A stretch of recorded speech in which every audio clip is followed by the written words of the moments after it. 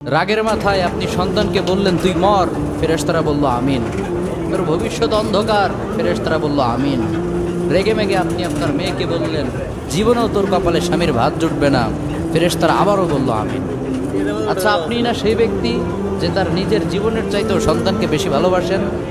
আপনি না সেই ব্যক্তি যে তার সন্তানের জন্য হাসতে হাসতে নিজের জীবনটাও দিয়ে দিতে পারেন? আপনি না সেই ব্যক্তি যে আল্লাহর কাছে নিজের চাইতেও সন্তানের জন্য বেশি দোয়া করে? তাহলে কি করে নিজের হাতে নিজের সন্তানের এত বড় ক্ষতি করতে পারলেন? Doesn't make any sense. Common sense বলতে কিচ্ছু নাই আপনাদের? আপনারা কি জানেন না আপনাদের রাগের মাথায় বদদোয়া করাগুলো ফেরেশতারা আমিন বলে?